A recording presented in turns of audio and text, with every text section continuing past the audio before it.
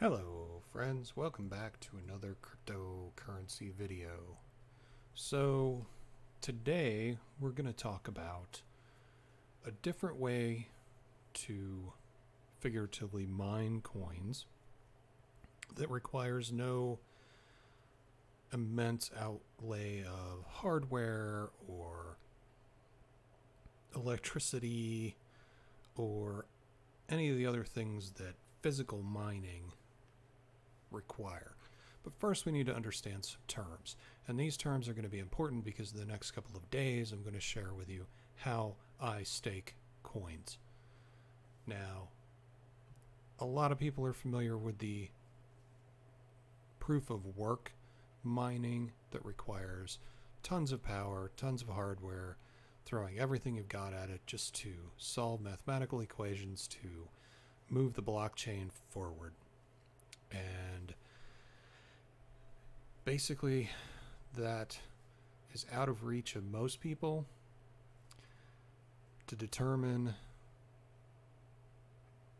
transactions on the blockchain.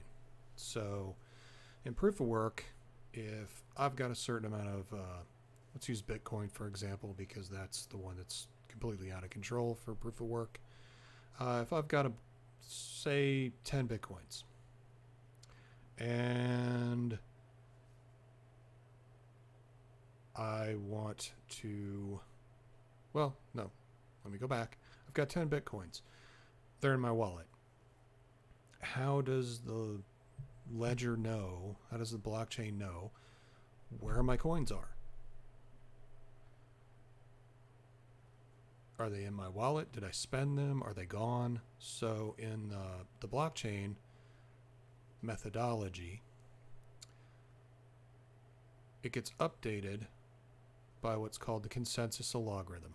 So miners are given a mathematical formula to solve, and by solving that, it determines my coins were spent, so therefore they have moved out of my wallet and into someone else's wallet. It's not a horrible way to do things. Miners get a fee, everything gets updated, everybody agrees that it's been updated, blockchain gets updated, everybody moves forward. You get your goods, they get their money, life is good. But the problem is in proof of work, it's a huge amount of energy, a huge amount of hardware investment, a huge amount of other things. You've got ASICs that have basically made Bitcoin mining, which Bitcoin mining started out as CPU mineable, and then graphics cards ruined CPU mining, and then ASICs ruined GPU mining. So now supercomputers are going to ruin ASICs someday, and everybody's going to be mad that has ASICs. And it goes down the line. And that's the problem, is that more effort is required to solve these equations to move the blockchain forward. The higher the level, it requires more memory. Blockchain gets bigger. You have to maintain a copy of the blockchain to solve the equation. So that's why a lot of your 3 gig cards don't work for mining some of the coins anymore, because, well, it's gotten too big. There's other factors to consider, but I don't want to get too much into this, and I don't want to get too technical, so I'm trying to skirt some of the more in-depth logarithmic reasons why. But there's an alternative to this whole proof of work methodology. Basically, proof of stake. And proof of stake means that you have a supply of a particular coin. And I have this page open that has proof of stake coin lists that show the majority of the proof of stakeable coins. We'll go over that in a minute, but I'm leaving that up on the screen so that you can see there are quite a few of them that you can get into, and I'll highlight some of the ones in here as we go through that I find that are interesting and that I either participate in or have a desire to get into soon. So basically, with proof of stake, you maintain a certain amount of coins of any value in your wallet, and you are called a forger instead of a miner. So you lock up your coins, and they validate transactions for you. And in a lot of these cases, if you have to have the wallet open, you have to have your PC on, so there is some cost involved. However, there are alternatives, and I'll go over those alternatives in the next couple of days as I talk about some of the coins that I stake and how I stake them and where. Actually, there's some things that you will realize over the next couple of days, that staking is not a bad thing, and if it's a trustworthy company, as long as the coin exists and there's transactions happening and coins being uncovered, you will move forward with your holdings in that coin, even if it's at a very small value. And there are ways to make up for that. In the video that I'm going to show tomorrow about this time, I will show you my method and how I got into this at a very low value. But that's in the video for tomorrow, and that's not the consensus of this video. So now we understand the difference between proof of work and proof of stake, and I'm sure there's probably going to be some questions, and I'll do my best to answer them as I can. But just know that staking means that you have your coins in a wallet, and you are verifying transactions just by having the coins. The more coins you have, the more you will get an opportunity to get a reward for having those coins. So the more transactions you will be involved in verifying. So the basics are more coins, more rewards, more opportunity for rewards, not more rewards necessarily. So let's go over some of these coins in the proof of stake coin list. Now, all of these coins at varying levels will give you some sort of reward. Usually, they are not very high dollar value coins, although there are some that have a fairly high USD value. So you will find those as you go through the list. You'll find them as you try to buy them. There's some that get kind of expensive. One of the ones that I have a holding in is Lux, and Lux is not exactly the cheapest coin, but there are a lot of crap coins in here that have like very nominal fraction of a penny purchase prices to buy. And I will show you how you can effectively use some of those to make some money or to make some crypto. Can't guarantee you're going to make any money. That's up to you. But we'll look through this list, and as of right now, there are 121 coins in this list. And let's max it out so that we don't have to keep scrolling page by page. We can just scroll down. Okay. So you can see a list of coins, and there are a lot of them that are new. There are a lot of ICOs. There are a lot of crap coins. I have a vesting in APR. So that's one of the ones I'm interested in.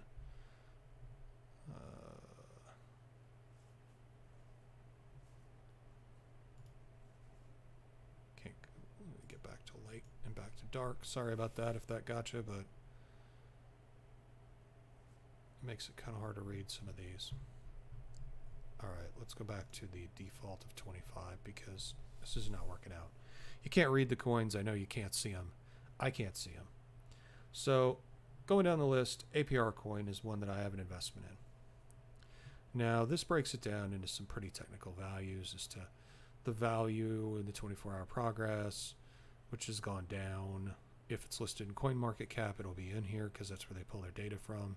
It'll show you the market cap, it'll show you the supply, and it'll give you the links to their webpage, their announcement, and their Twitter if they have it. Other things, I'm sure, as you go through the list.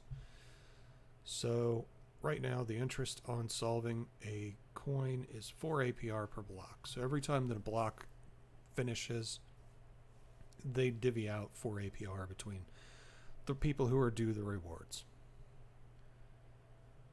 One of the ones I was interested in was Audio Coin. I don't have it yet, but it was one I was interested in.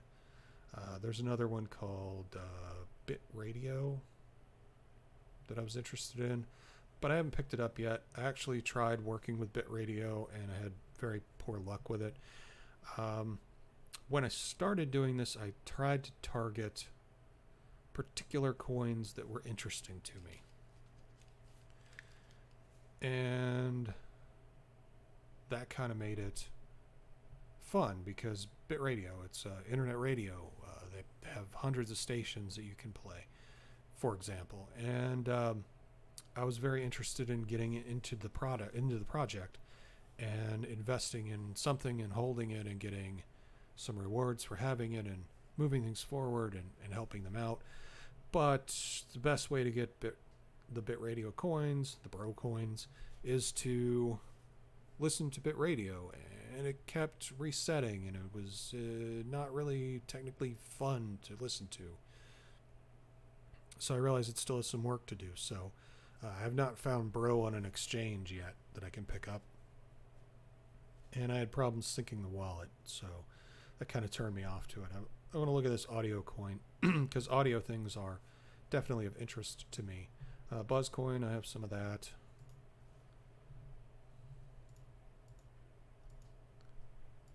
Dang, you just can't read these. Colossus coin.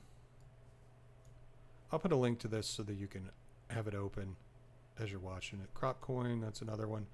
Now, seeing as there are so many of these, let me just highlight this whole page like this.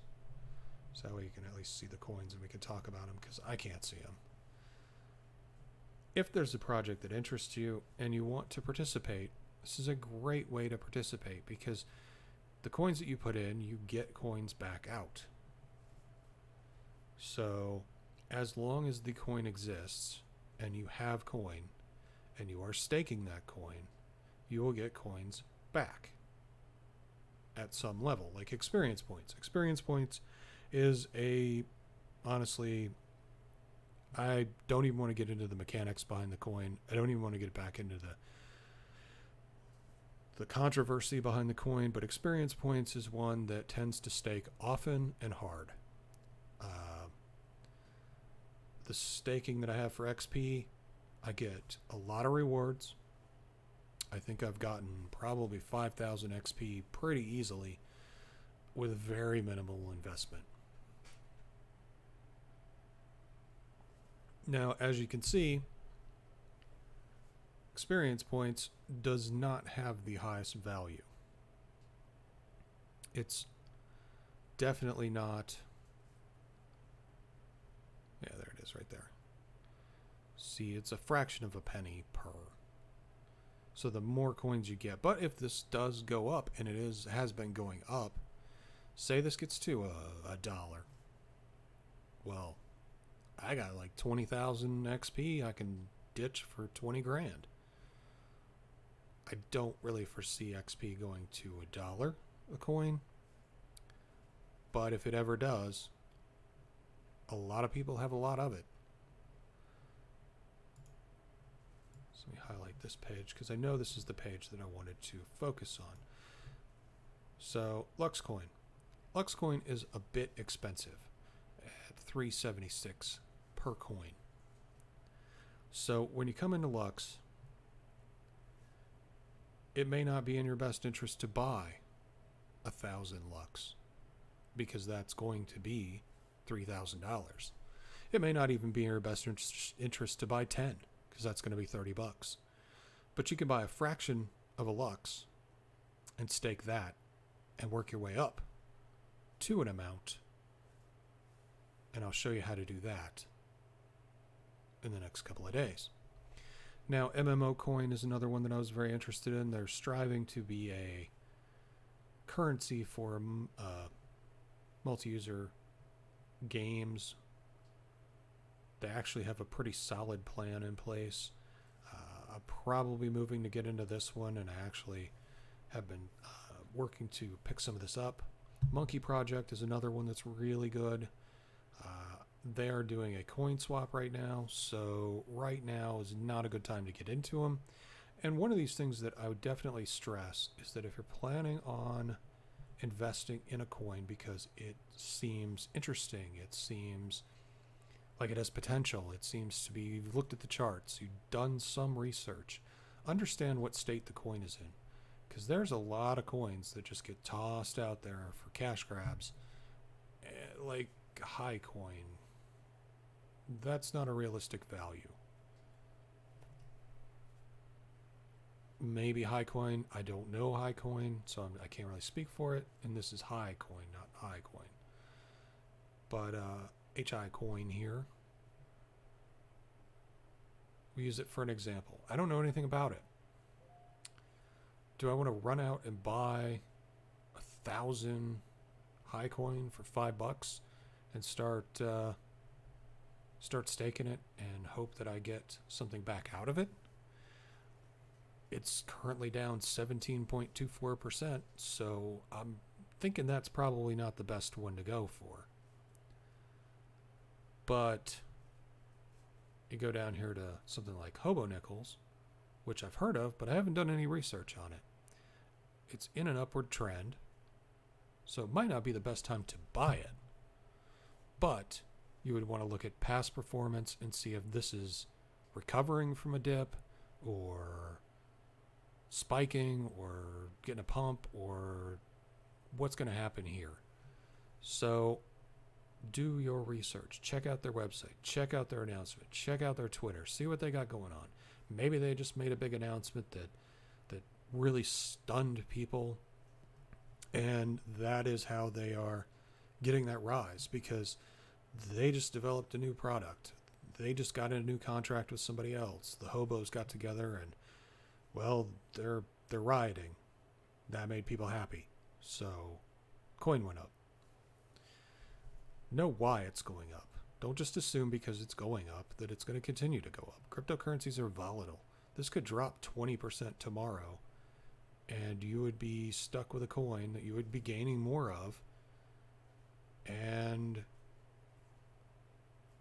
it really wouldn't make any difference. I mean, it's free coin, but I don't care how much of something you have. If you've got a pile of nothing, pile of crap, pile of something worthless, adding more worthless into that pile of worthless is not going to make it worth something. Maybe eventually it would. If it drops 20%, you've got to cover 20% of that drop to be back to where you were. So if you're investing anything in this, you're going to have to realize that with an increase, how much is it going to take me to get back to the point where I put money into it? Or a project that you care about, a project you're interested in. MMO coin for me. I'm interested in this coin. I'm going to support this coin. I don't care how much it costs. I don't care how much it wins or loses. I'm going to buy it. I'm going to stake it. And I'm going to be happy about it. As long as the coin's existing, I will be gaining more MMO coin. I'll be supporting the project that I believe in, a project I think can succeed, and that makes me happy. Lux. Generally, Lux does pretty good. It's actually got value. I've done research on Lux. I own some Lux coin. I do stake Lux. Every day, I get a little bit more Lux. That value losing 1.28% doesn't bother me, because I know at this factor, gaining more of this is going to make this all that more appealing. Neo. Neo has pretty high value. But what's Neo do? Do some research. Figure it out. If it interests you, invest in it. If you think it's going to go somewhere, invest in it. And by research, I do mean check their trade history. See what's going on. 4 is another good one that's pretty viable. As you can see, it has some value. Peercoin has some value. Pivx has value. I have some Pivx. The only reason I bought Pivx is because it has value. Potcoin. I have a feeling that has something to do with marijuana or pot. Is that your thing?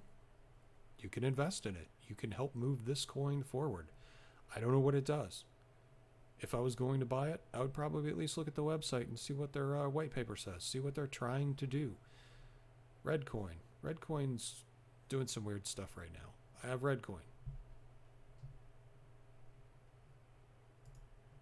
And moving to the end of the list. Syndicate's another good one. It's pretty popular. I actually like their old website better than their new one. I always wanted to get involved in Syndicate, but didn't really get a chance.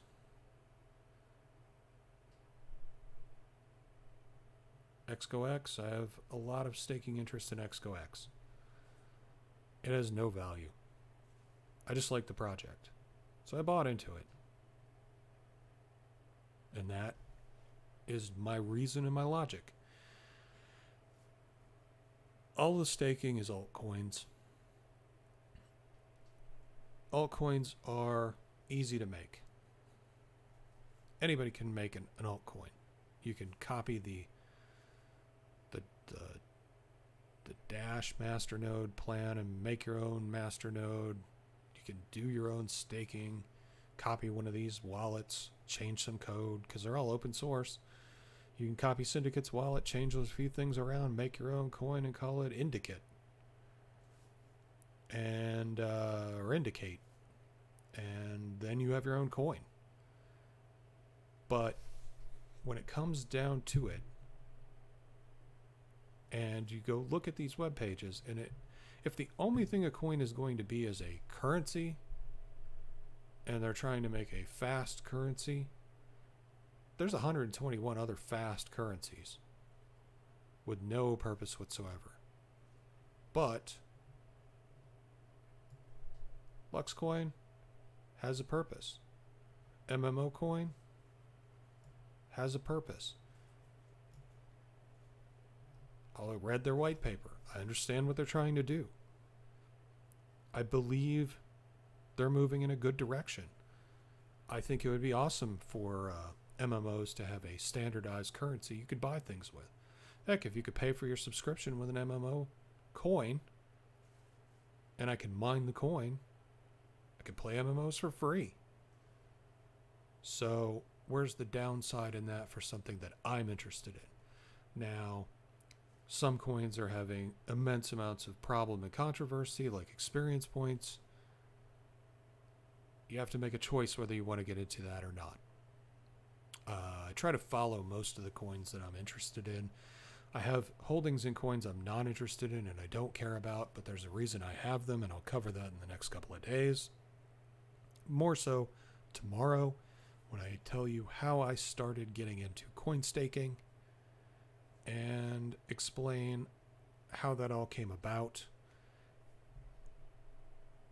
And I do have a couple coins I'm not really proud to say that I own. Anyway, I'm going to put a link in the description to POS List so that you can reference it as you choose. And you will be able to go here and check this out, because I know it was kind of hard to read. But my advice is, if you're planning on getting into this and there's a coin that you're interested in, research the coin and make sure it's something you want to be involved in. I'll go back to the first page because it's easier. Some of these are just so generic that there's really no point to it. And the things that I consider when I heavily invest in a coin to stake, or I really get interested in staking a particular coin for myself, is what use does that coin have? Coins with no use are going to disappear and they're going to become worthless. Coins with a focused use and a good development team are going to move forward and they're going to make you money. And that's the whole goal behind this, is making you money, correct? You don't want to do this entirely for the fun of it, although you can, especially at some of these prices. I mean, looking at antimatter, there's not a lot that it's going to cost you to get involved in this coin, although I think it's closing down. So I think I looked at this one at one point.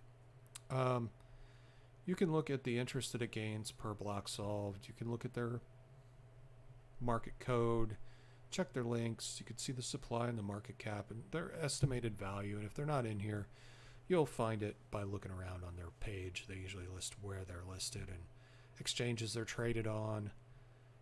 And one thing that doing these altcoins and staking has gotten me is I have accounts at pretty much every single exchange out there. At least most of the big ones and some of the ones that I didn't even know existed until I started doing this.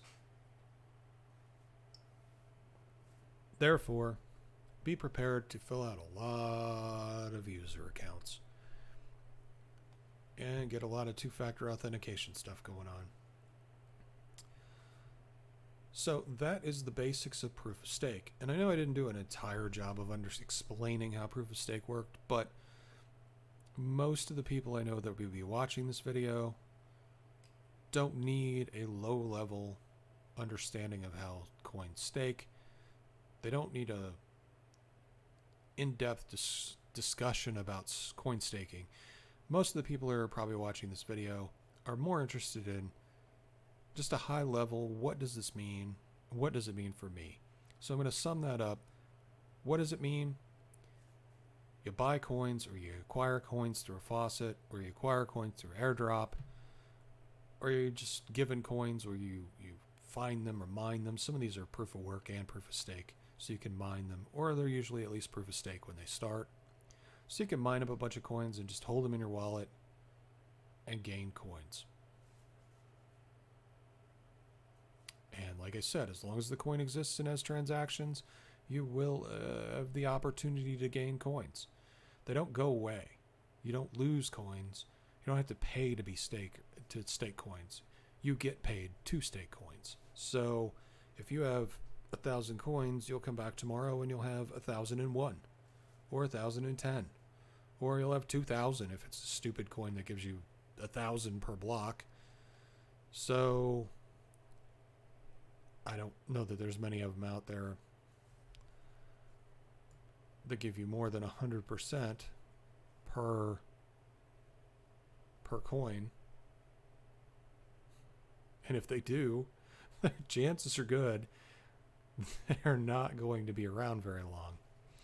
So realistic goals, BitBlocks is one that I have. 10%. So 10% of the rewards go out. And BitBlocks does tend to go fairly often through the day. I get rewards on BitBlocks. I don't have a lot of it, but every day I have more. So I really can't complain. So if you do have more specific questions, please ask them below. Like I said, I'm trying to keep this at a high level because I don't want to overwhelm people. And like I said, there's a brief summary a little bit ago about what it is and what it can do for you. Tomorrow, I'm actually going to show you ways to stake. But today, we're just defining the difference between mining and holding coins. If you're going to, and with the way the market is now, if you're holding coins, let the coins that you're holding make money for you.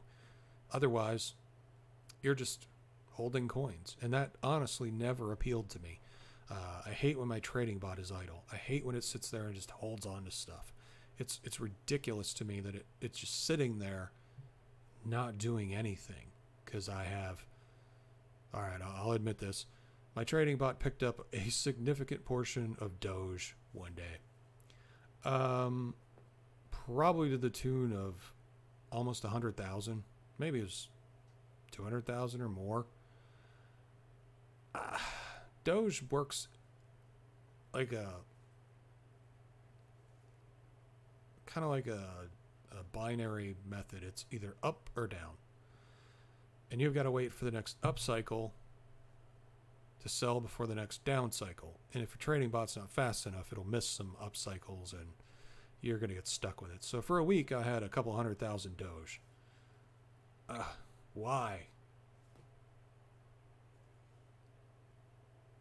There's really no point to it. Eventually, it got rid of it, and that's okay. I'm fine with that. But the fact that I held on to a coin that was an altcoin that I do not care about bothers me.